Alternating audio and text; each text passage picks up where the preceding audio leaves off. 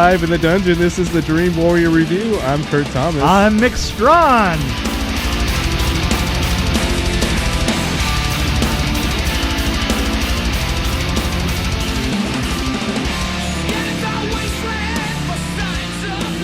I mean, what's your take on the first Zombieland that came out, 9 years ago?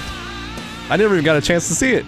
I am telling you that the first one, it's funny because these two seem like quite different films in a weird way. Because the first one is it has scary moments to it, you know. This one here seemed to be more like all the participants are on a really hard golf course. Right. Am I right? A Okay. golf course where if you shoot under par, somebody's gonna like blow your head off, right? Right. So I can see that. So the first one kind of like developed. It kind of got. It was scary all the way through. Oh, was it? I mean, but it was funny, you know. 'Cause this was just a comedy. This was It just wasn't flat even out scary. comedy. I know. This was just flat out comedy. It was a little bit hard for me to get used to, and I'm not sure that it didn't kind of fall flat at the beginning. Right. Well, I didn't see the first one, so I guess I eased into it faster. Yeah. Well, it took me a while. It took me literally. I wasn't enjoying it that much until they got to the RV. You know, I thought some of the stuff around the RV was pretty funny, and I thought it was really started to cook once they hit the Elvis area. Right, yeah. Well, you can see it in the trailers. It was pretty funny with the lookalikes. Yeah. It was. But then once we got into the to probably the last 2/3 of it, I was all in. I was ready for I was ready for the comedy. I wasn't ready for because really, even as I mean, the thing that it failed in is it failed in having any horror, and it failed in having any kind of drama to it whatsoever, because you kind of knew that everything was going to turn out fine. I mean, Yeah, it was like they were untouchable. right. And it's like, also you totally knew that big truck was going to come back at the end. There was one surprise, though. Oh, really? Well, you know, that surprised me. There was one character that was, how do I say, recurring, maybe. Oh, I mean, right. It's the best way to put it. But you know what? I even knew. I'm sorry. There was a trope. There was a trope that was used in that. You know, if a group of people tell somebody to go off and shoot somebody in the, you don't hold them. You don't you see don't what see happens? them. That person didn't. You can guarantee that you're going to see that person again. Especially if they come back in and they sit down and they go, "Oh yeah, I took care of that." Yeah. You know. That's Coming true. back again. Yeah, I really liked Woody Harrelson. The whole cast. You know what's funny is now, after watching the second It, which was proof they really do need chemistry. Yeah. In order to just give a crap, right? You know, the thing that I noticed is that original cast does have a lot of chemistry together. You know, you really do you wanted to see them get together, and even when we got a new character in there, and you wanted to see, you know, that character join the fold and another character join the fold, but all that core had a great chemistry to them. Yeah, absolutely. I like the way that it was resolved and stuff. It just took me a while, just because I was kind of locked off in the mindset of the first one, which was more. It was more of a horror comedy, and this was more of a comedy horror. Well, they tried to build drama in it by having somebody that they were looking for but I don't think there was any drama there. But it seemed like they tried to crowbar it in, didn't it? Yeah, a little bit. But yeah, but they're like, yeah, let's go do it. Whatever. Yeah, but yeah, exactly. That's the thing. There wasn't anyone. Oh, we gotta go now. You know, it's like, oh, we gotta go first thing in the morning as soon as I had breakfast. Right. That was the feel of it. It really was. Right. Yeah. It was like, you know, it's because as soon as I get up and take a shower, we're gonna be right there. We're gonna get her. You know, and you're like, okay. What'd you think of the sets? I liked the big tower. I liked all of the sets. I really did a lot. And the Elvis, the hotel, yeah. Elvis, you know, I like the fact that it got more colorful, and there was something about the first one that had a colorful setting.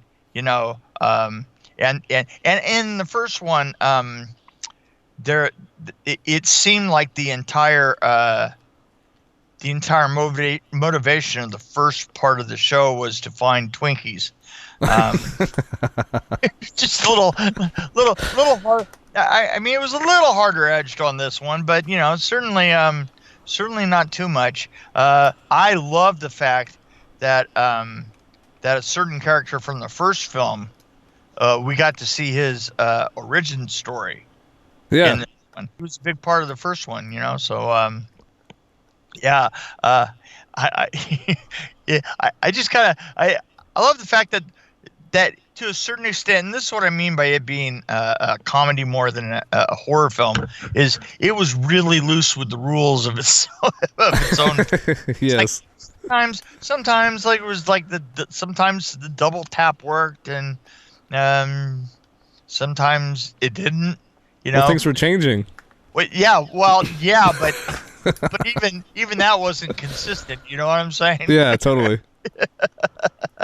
But yeah, just there was something that totally blew my mind too. Like after the whole thing happened toward the end, the thing that attracted stuff happened again. I was like, why are they doing that? Right. Exactly. You know, it's and then you wanted to know, they had this big plan, and for absolutely no reason it didn't work. It's like, what the hell, you know? But yeah, but everything came together, and it was just a long series of one-liners. You know? Yeah, it actually was. Yeah, it really was. I mean, even from other movies. Even from other movies, it stole from everybody. And the thing is I think one of the things it stole was extras from The Walking Dead. Yeah. Oh, totally. Honestly, met a guy at one of the cons up in New Jersey that was he was a professional zombie extra. Oh wow, that'd be quite a job. Yeah, he was from Athens, or he was from somewhere in Georgia. Oh yeah, Athens. That makes sense. Yeah, and it was The Walking Dead and a couple of other TV shows where you know he was like he was a professional zombie. I was like, wow. You know, it's that's there's a specialty for you. But I bet he never worked with Michael Jackson. Yeah, I mean, but well, they even referenced Dawn of the Dead, like they actually said it. Yeah, they actually said the words "Dawn of the Dead," like her home, right? It was like she says, you know, like Dawn of the Dead. It's like, said that my home. It's like in that thing, and it's like, you know, like Dawn of the Dead in there right. in the mall. And I was like, oh yeah, okay. I mean, so that we all know what we're talking about. Right, exactly. I also like the fact that when things needed to be explained, and as opposed to using exposition between the characters, it would literally just put it up on the screen. Yeah. and then the characters would bump into it and knock it off. Yeah, that was actually my favorite part with the. It's kind of cool.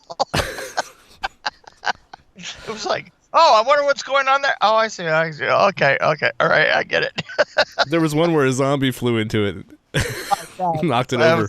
Oh yeah, knocked it over. I was like, oh, there you go. So that's a creative sense of exposition. I couldn't help but thinking that somebody 100% stole that from Spider-Man. Yeah. Oh, didn't Deadpool do that too? Yeah, Deadpool did it too. Yeah, it's like Like Spider-Man did it first. yeah, it's just a super light. This it was just super light, totally enjoyable. It reminded me of Batman a little bit. You know, like the Batman from the '60s. Oh yeah, there was an element of that in there. There really was. All we needed is a couple of biff, And pows, yeah, and zaps. and it would have been there.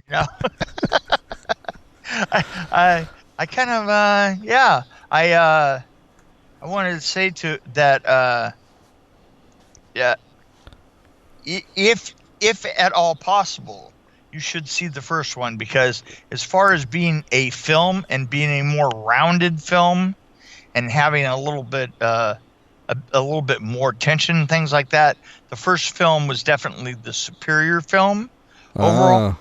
I need to see it. Yeah, you do need to see it. It was a great movie. This one's just totally a guilty pleasure for anybody. Oh, it was fun. It was a popcorn flick, like people always say. It was. That's Danny Hassel's favorite expression. Right. From Danny from Nightmare 4 is like, it's the popcorn movie, Yeah, exactly. So I think that within the realms of all that, I would have to go with a 3.2. Well, this is on Netflix. The first one's on Netflix, by the way, which I meant to watch it, and I just never got around to it. Me? I don't know. See, I didn't see the first one, so I mean, I'm strangely about the same as you are, really, because like a 3.5 kind of was where I was. Yeah. No, I can totally understand it. Because I got into it faster, probably. Yeah, absolutely. So. Yeah, I just kind of like kept going, what the heck? This is not like the, I just. But after I watched the first one, I probably dropped out to 3.0. Yeah. But Rosario Dawson, I mean, she was pretty awesome, I gotta say. Right. That was a good character. I have to say, I want to go with this. I kind of really dug the costuming, because there was especially an element in the costuming that reminded me of cosplay at a con, right? Right. Because there was totally no logic to it.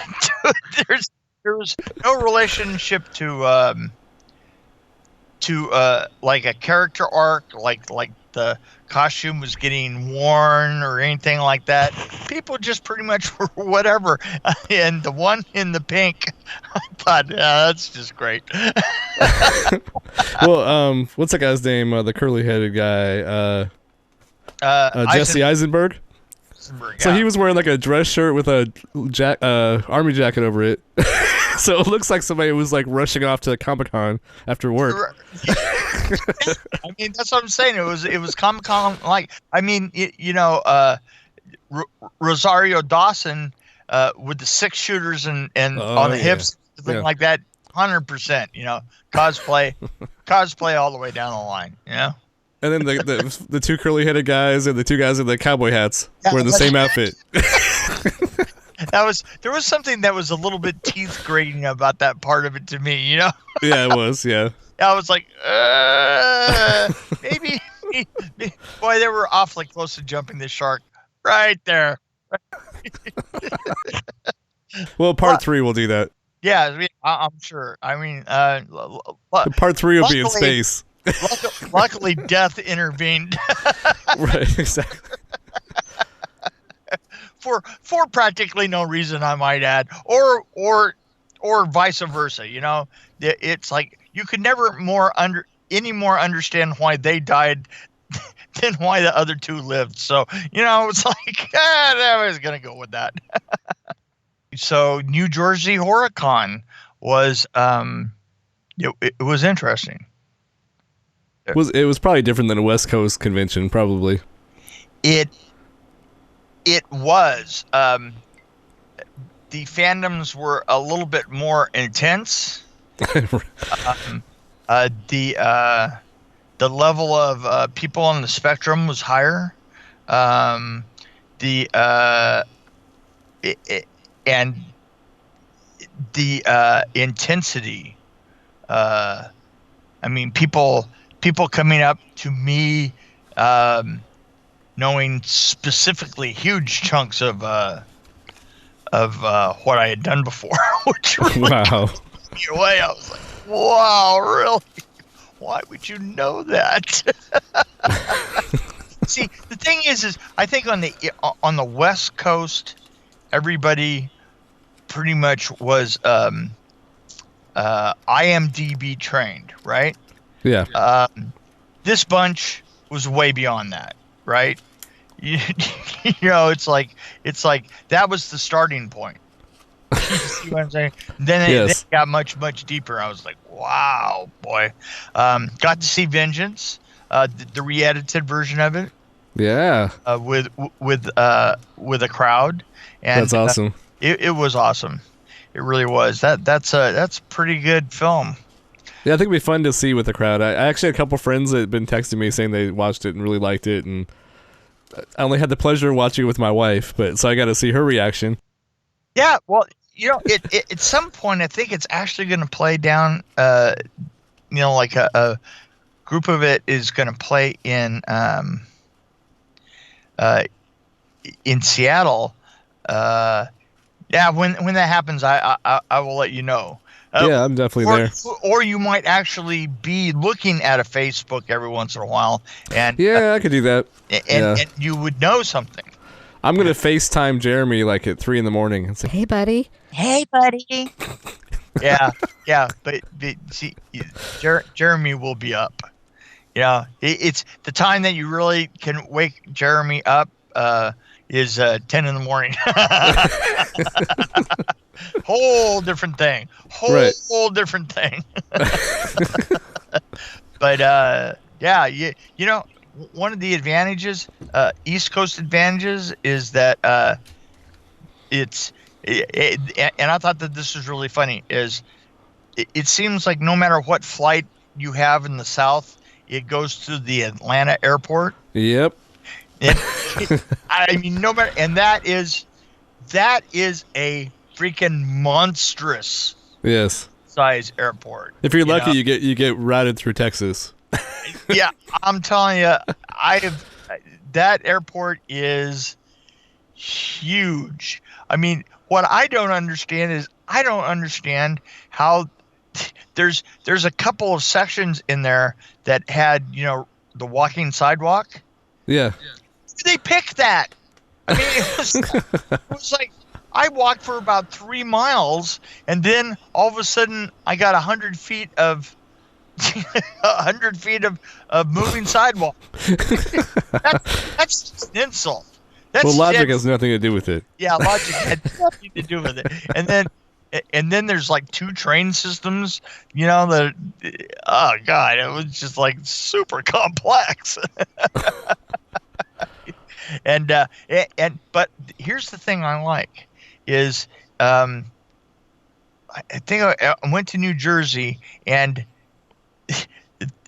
you're never in a plane long enough to really need to go pee, which is right. Which is definitely not like flying in the West. Right. You know? You have to fly through Denver, 2 hours to get to the East Coast. Yeah, like an hour flight from Tennessee would get you just about anywhere. Yeah. You can even drive. There's a lot of places you could drive within 5 miles. Absolutely. But 5 hours. 5 hours. Yeah. 5 hours get you amazing places. But the funniest thing was that I got this ticket taker when I was when I just first got in the airport there in Atlanta, and I was just kind of just laughing. I was going, you know, it's really funny. It seemed like every flight that I could possibly take went through Atlanta. And he goes like this. He goes, son, I just want to tell you that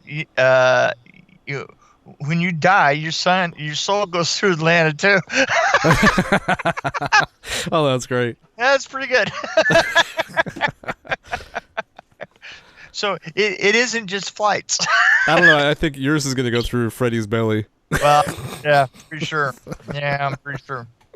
So, there you go. There's another Dream Warrior review down, and the first one. Yes. This is the first East Coast, West Coast, baby. East West Coast Side. Bi-coastal. That's awesome. So I consider myself now,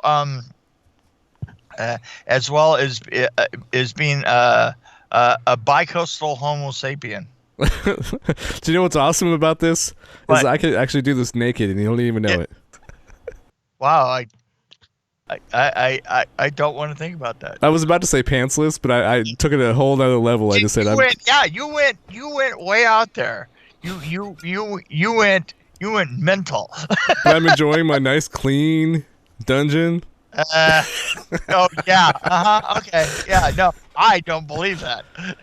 And the rat, I haven't seen him for a few days. He's been sad. He's been in mourning. Oh, poor rat.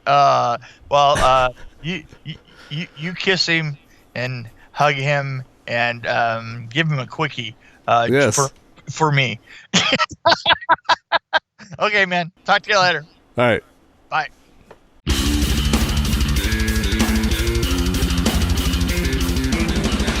Thanks for joining us on the Dream Warrior Review podcast. Don't forget to tell your friends about us, follow us, and, of course, like us. We can be found on Podbean, which is an amazing app, YouTube, Stitcher, Alexa on any pod, iTunes, Google Play. We're on Twitter as well, at DW Review, and, of course, Facebook. You can find us there. You can also email us at dreamwarriorreview@gmail.com.